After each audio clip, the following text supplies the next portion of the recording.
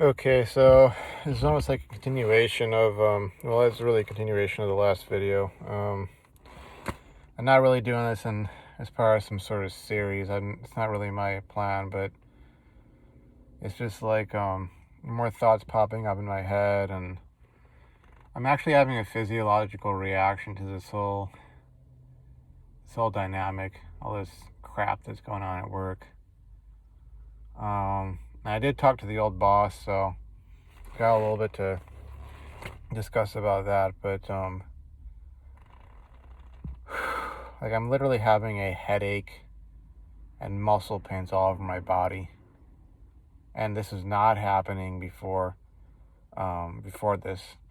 Early this morning, I had some abdominal pain, but I think that may have been because of a really tough cough that I had in the morning when I was trying to eat breakfast, and I kind of choked on some of the food a bit.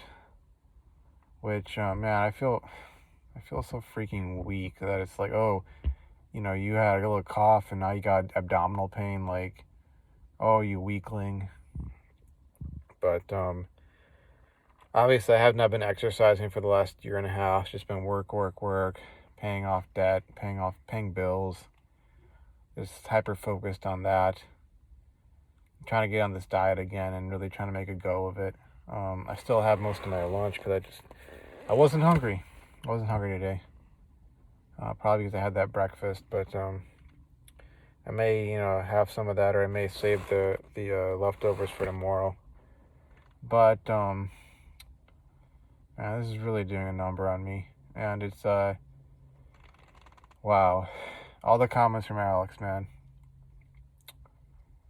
Yeah, I mean, at the one time, it's good to know that I got a friend out there who's gone through it, or is going through the same sort of stuff, but at the same time, it's just kind of like, dude, like, no, it doesn't really make me feel that great to know that somebody else is going through the same sort of stuff, and even worse.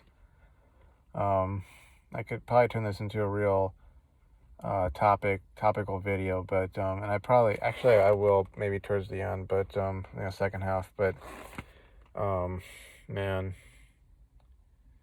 I hate this kind of stuff because this is like the exact situation that it was like in college. You're talking to some girl, you think that she's into you, you start catching feelings for her, and she has all the hair color, eye color, ethnic background, whatever, all that kind of stuff. And you think that, oh, you finally have a girl you liking you back, and for whatever reason, I don't know if you cross some line, you say something, or you're just, I don't know what it is. You know, we have all this red pill theory and praxeology and all this sort of stuff, and it's sort of like, at the end of it all, like, oh, attraction isn't logical, and etc., etc. And it's just kind of like, okay, so like, what is the point of theorizing about all this stuff? What is the point of attempting to apply it when it leads nowhere? Kind of like in all honesty, like if so much of this stuff was like, I mean, they call it loose science, but if it really was, so freaking accurate, like, it would make sense if the girls in question, or this girl in particular, was super attracted to a guy who was way more in shape, way more masculine, stoic, etc. But seeing this stuff go down, and it's just like, look, like, I had this foolish hope that if I graduated from college, went on to in the industry full of, the smart people who made it, who are mature and all this kind of stuff, and, and an industry environment where they make it very clear there's no romantic relationship to be found in work. You just go there, you do your work, you make your money, you go home. Yeah, maybe you guys become work friends or so, but like nothing romantic.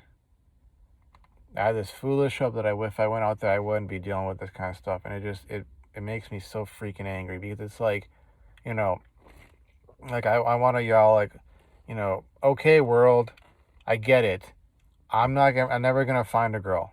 I'm never gonna find one of these girls I actually like, who I find physically attractive, who I like her personality, etc., etc., etc. And then she's gonna like me back, and we're gonna connect, and we're gonna have a relationship, and it'll take off, and it'll flourish, and it'll be this torrid romance, and we'll get married and have kids.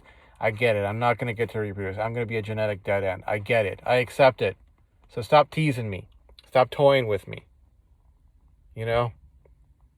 Don't throw that kind of stuff at me and make me think that I got a chance, then pull the rug out from under me at the last minute. Especially when it's like, the other guy, he embodies everything that, my God, like if he had been in my shoes growing up, he would have gotten his arse kicked. And it would have been before he went out the front door. Like the way my dad was, heck, even the way my sister and my mother were when it came to this is how you're supposed to act as a man, what they expected me to act like. If I acted like that, they'd be like, what are you? Fill in the blank. And my dad would just be like, no, no son of mine is going to be like that, sack up, grow a pair, grow a spine, don't act like that, don't talk like that. It's not how a man carries himself. But apparently being extremely effeminate and overweight and all these other things, it gets the girls now, apparently. It does the trick, And there are points along there where I could honestly be like, if they were just talking about this being completely out there in the wider world, not in a workplace environment, it was like a group of people, sitting around, hanging out, chit-chatting, and, guys trying to get with the girls and all that kind of stuff. Yeah, there are certain things where, like, I wish I had more to talk about with a girl. That would be a conversation sort of piece, and it wouldn't go too far. It wouldn't get into the same old repetitive, weird topical nonsense, whatever. Wouldn't weird her out, wouldn't cause her to lose interest or think, poorly of me or whatever. But, I know there are lines where it's like you talk about, I don't know, I listen to scary stories about monsters out in the woods, that sort of thing, where it's stuff like that where see, a large part of it has to do with the fact that, look, the last year and a half, even more than that, really, what have you heard about in the news? What have most people heard about, generally speaking? It's either been, the pandemic, or it's been politics. And I think a lot of the reason why I get so much into, otherworldly stories and things like that, is not only because it has absolutely nothing to do with that kind of stuff, because I'm sick and tired of hearing about that. You get to a point where it's just like, okay, you reach saturation level, you don't want to hear about it anymore. And maybe it, sort of is representative of my desire to leave society behind. And, maybe it's just entertaining. And maybe it, helps me go to sleep or something like that. But there have been times on there where I would, like, make the kind of humor that it was sort of like, she would laugh at it. But, it's so hard to, like, for a guy like me, apparently, to figure out the kind of humor, the kind of topics, what to say, what not to say, blah, blah, blah, that would get a girl interested and keep a girl interested. And I could deal with that. I could deal with that if that was outside of work. Because, if it's some girl, like, let's say you're at a restaurant, okay? You have to buy takeout because, COVID. And you strike up a conversation with some girl, and she's not feeling your vibe. Okay, guess what? You're probably never going to see her again, unless it's a place that you both go to repetitively. And even then, it's probably not going to be a big deal. That even then, at most, per encounter, you'll probably be there for, 5, 10, 15 minutes, and you can just look at your phone and be like, whatever, But when it's like a coworker, 40, 50, 60 hours a week, like, my God, no. Especially when you got this girl asking me if I have an inheritance and kind of indicating, oh, would you want to, are you looking for someone? Are you interested? And then when she makes it a point to, like, and I don't know if it was genuine or if it was feigned at that point, but to be wanting to, like, listen to some of these scary stories with me and crack jokes and laugh and all this kind of stuff. And then a week and a half later, she starts, pivoting the other way and starts, being all disinterested and, you know, going over to the other guy and creating this sort of love triangle sort of scenario. It's just like, I don't freaking want this in my life at my work, okay? Like, you know what? Like I said, world, if I'm going to die alone and never have kids, fine. I can make my peace with it if you stop freaking toying with me and teasing me. And I know, look, I'm gonna be going in tomorrow morning to talk with the manager. I already sent her a message. I kept it very vague, but I'm gonna be talking with her, and I'm making a point that I'm not sitting down at the table with those two because I know how people operate, and I know how, I'm sorry to say, about how girls operate when it comes to this sort of stuff.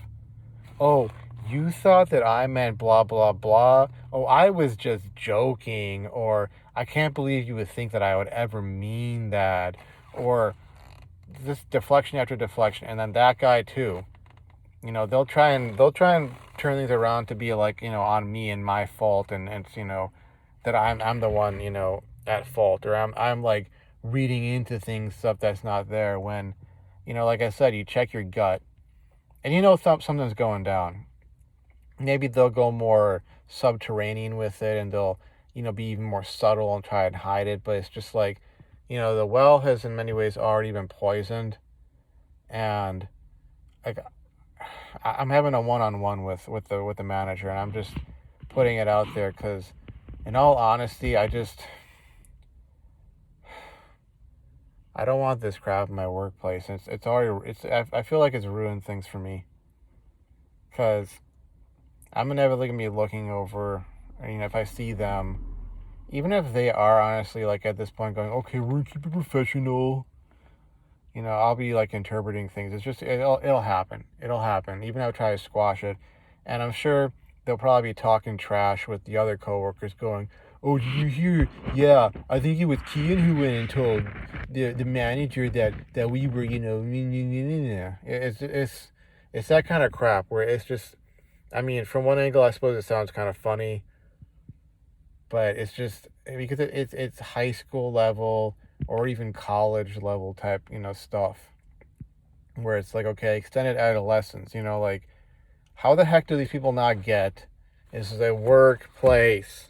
You don't do this stuff in the workplace.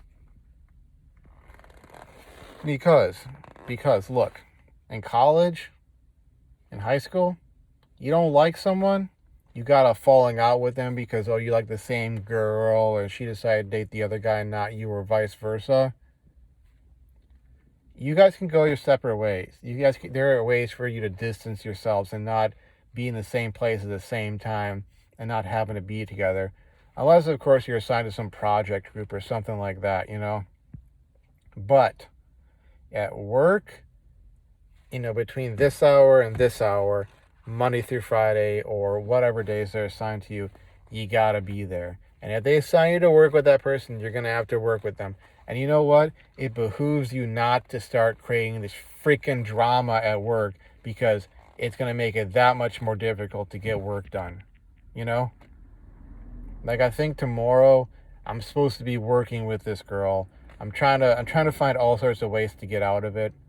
I mean, I kind of got out of having to work with her in the afternoon today because I was just like, I'm leaving early, take it out of my PTO, I'm going home, But I'm trying to get out of having anything to do with her.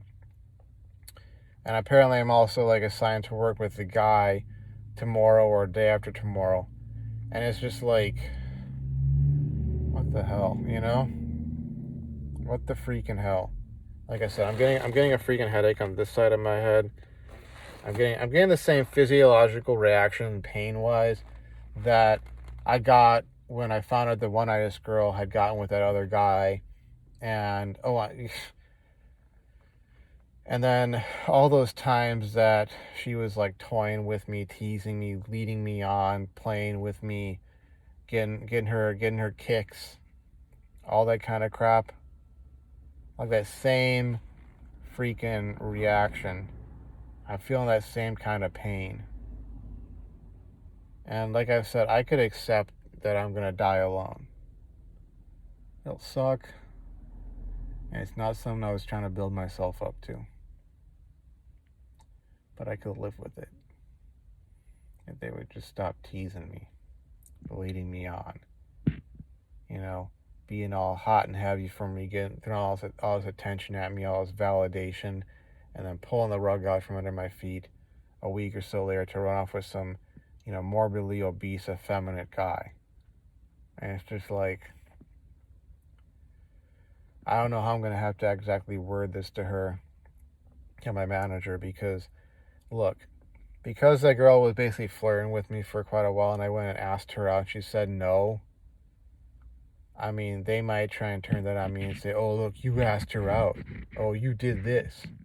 And it's like, look, I wouldn't have even freaking been doing that if she hadn't been asking me all these leading questions, making it feel like, oh, she might have something for me and she might want to be my girlfriend, not the other guy's girlfriend.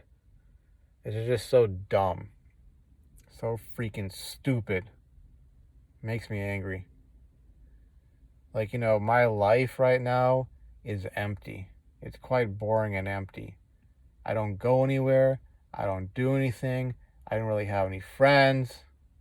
I don't really have a life. I just go to and from work and then I have my class. And that's pretty much it. And apparently they both have far more flourishing lives. They both live at home with their respective parents and they get to do all this kind of stuff, and daddy pays for this and daddy pays for that, and each of their parents take care of all that kind of stuff for them.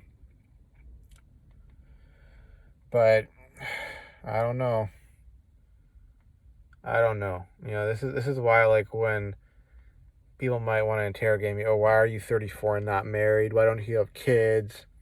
What's wrong with you? I've tried everything. And I've even picked up on cues and I've tried to do this, tried to do that, blah, blah, blah, blah, blah, blah, blah, blah, blah. And people can say my timing's not right, or I need to learn what to talk about, I need to learn game or whatever. But it's sort of like I'm done, and I don't want to be toyed with anymore. Now, beyond that, to respond to at least one of Alex's comments, look, the stuff you're talking about with your girlfriend who was cheating on you, and it's kind of a tall order coming from me, being the situation I'm in.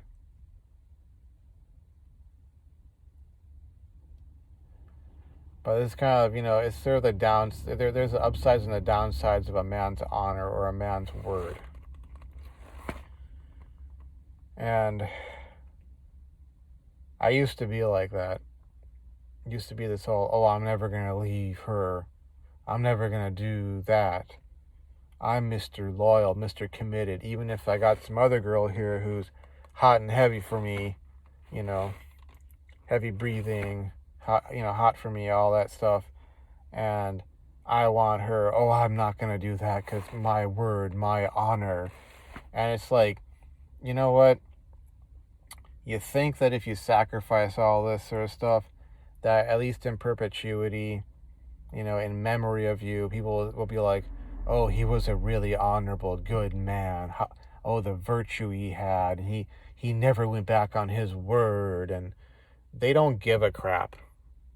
They don't care. You're not sacrificing for anyone or anything. You can reason that stuff to yourself in your head all you bloody well want. And I've done that myself. But it's kind of like the whole waiting till marriage deal. I honestly don't think any woman out there really truly appreciates when a guy makes that kind of a sacrifice. They don't view it like that. They view it as a cover for you not being desirable enough or skillful enough or having enough game to get laid. Okay? Oh, he's saying he's waiting till marriage. Well, no, it's just that he's a virgin and he never had sex because no woman wanted to get with him like that. Same thing with his not leaving her. She cheated on you, bro. If that's really the case, that she cheated on you, not just emotionally, but physically cheated on you, she cheated on you, okay? She betrayed your trust. She betrayed your word. I need to put my car keys in so I can get the light back on. But she betrayed you. She doesn't deserve your word. She doesn't deserve your honor as a man, all right? And what you're dealing with really, and this is ironic, but, you know, when you're looking at things from the outside, it's not your own situation like mine. I'm looking at somebody else's situation. You're dealing with what Rollo Tomassi refers to as negotiated desire. She's trying to rationalize and convince herself to be with you and be loyal and have her act together and get her act together and keep it together and all that kind of stuff. Okay? If a girl really wants you or wants to be with you, like, especially if it's that genuine burning desire, like, you know, like she'd go to the ends of the earth for you, ride or die chick, you know? She'll crawl over broken glass, climb over barbed wire. She'll do whatever she has to get to you. Okay? There's always what's that old song? It's like, ain't no mountain high, ain't no river deep enough or wide enough, you know, to keep me from getting to you. That's what that song is about. Genuine burning desire.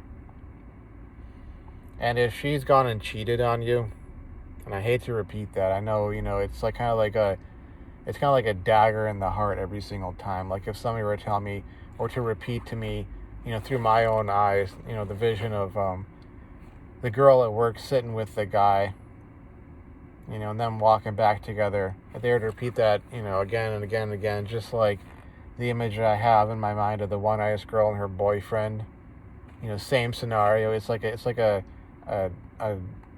you know, a knife in the gut, a dagger in the heart. Again, I hate to repeat that, but if she truly did that, dude, you gotta work on getting that strength up to end things with her, okay? And you know, the sad thing is that for most guys, being with a girl who's negotiating her desire for him, that's like the best that a lot of guys will get. Oh, she cheated on me 4 times, but then we ended up getting married, and now we have 3 kids and all this kind of stuff. It's like, it's sad. And maybe, who knows, you know what? Maybe me telling you to get rid of her, you know, let her go, break up with her, you know, end the relationship with her. Maybe in some sense, from one angle, that is the right decision. And that's what I would say, and that's what I have said. But at the same time, who knows? Maybe you're afraid, and you know, and I understand that fear. Maybe you're afraid of what life would be like after that. Oh, at least I have a girlfriend. Look at this guy. This guy Askesis. He doesn't have a girlfriend. Look at him. Oh, I don't want to be like him. I'll do anything to not be like him. You know? Do anything not to be alone. Even if she cheated on me, you know, 3, 5, 10 times. But we ended up getting married and we had some kids, and, you know, we did the DNA test and they were, you know, at least one of them was my kid. You know? Oh, that would be worth it. You know? That would be worth it. Maybe I'd feel validated in my beliefs and my honor and my word and my deeds and all that. I don't know. You make the decision that's best for you. Maybe I care too much about my own respect, self-respect. Maybe that's my problem. I want respect. Maybe that's why I've ended up alone like this, because I wanted respect. And I was willing to nix so many things because I didn't feel like I was going to be getting respect. Or maybe I was a fool and I believed in the old social contract, and I thought that somehow being a good man and having a good income and all this other stuff would somehow make up for not having hair on my head, or, you know, suave and debonair skills, not being a smooth operator, or whatever the heck. Maybe it's because of my foolishness with regards to that. Like I said, you make a decision that's best for you. And maybe it would be better for you to not be alone, even if it meant being with the girl who had to negotiate her desire for you in order to stay with you and to not cheat on you anymore. Maybe that's it. Or maybe it'd be better for you to, have no girlfriend as opposed to having a girlfriend who cheats on you, who is in some sense is in some sense not your girlfriend because she cheats on you and she doesn't really, desire you and that sort of thing. I don't know. The price of self-respect, the price of one's own dignity these days seems to be way too high. The price of being self-sufficient, having control of your emotions, being a man and acting like one, being a conventionally masculine guy, not being a jerk, not being a heartless a-hole, but being a conventionally masculine guy. It seems too freaking high. You know what's funny? All the things in my life which have nothing to do with romance, which I have regrets for, people would look at me with this odd, puzzled look on their face. Like, why are you so regretful about that? Oh, you want to be one of those guys that served in the military and had to go off to war and fight and possibly kill people for the nation's, defense, or, do this or that, Oh, you want to be one of those guys? Oh, those guys, oh, they're toxic, they're evil, they're murderers, they're etc., etc. When I grew up, because of the things that happened around the time when I was in 8th grade, it was like this call to arms to defend your nation, and it was every man's duty to at least try. And heck, even if it was even some, you could say, women's duty as well. Those women who felt that call and they went and they signed up and they went off to war with the men, alongside the men, to fight to defend the nation. But nowadays it's like, it's all this petty, opportunistic, parasitic, small-minded, short-sighted, self-serving, backstabbing, grimy, slimy, sleazy, materialistic, shallow garbage and BS. And if you're not down for that,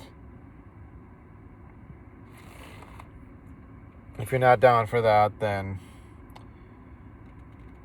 why are you even here? It's kind of like that question, like, why are you even here?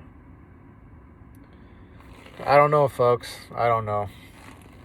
I'll have my meeting with the manager tomorrow, and I'll try and make things as good as I can get them. It's almost like I need to somehow survive 6 more months of BS. And somehow after that, assuming I've gotten the skills I need to get, switch to the engineering group. I don't know how long I'd stay, there after that, but if I can get into that, then I can just go and switch companies and go to someplace else and be on the engineering side finally. So it's like I gotta get through this crap. I have to get through this crap. And the irony is, if I get through this crap and I end up getting all these things that in the future would make these same women want to marry me or basically get me locked down so they could, steal everything from me, out from under me through divorce, I won't have any interest in them at that point. I'll just see a bunch of crap coming my way, a bunch of mental, emotional turmoil and misery. Not even physical ailments. So I don't know. I really don't know about this life. I really don't know. I don't get it. I do not get it. People can ask me, my opinion on this or what I think they should do or so and so. I can say what I can say, but ultimately I have to add it with this disclaimer: if you do what you feel is right for you and what's going to make you happy. What is going to make you happy? Because Alex, I would rather see you happy than miserable. I would rather see you, being able to fulfill so much of what you want out of life. And God forbid, I would hope that you would actually get to continue your bloodline, and they would actually be your freaking kids. Same thing with all these other guys out there that I know via this channel, who have supported me and listened to me and watched my videos and and given me that moral support that I haven't had out in the in the world where I've been. I really want the best for them as well. I don't know what's going to become of me, but I want the best for them. So, anywho, suppose I'll be seeing you folks around tomorrow, and I'm trying to power through this stuff by doing problems out of that textbook to study for the midterm that's coming up, but it's really kind of difficult with this headache. I'll get as much done as I can, and hopefully go to sleep. But that's probably what I'm going to be doing the rest of the night. Like I said, I'll see you folks around, presumably tomorrow will be 163, day 163. Yeah, hopefully that's the plan. But anywho, I'll see you. You know what? Bye-bye.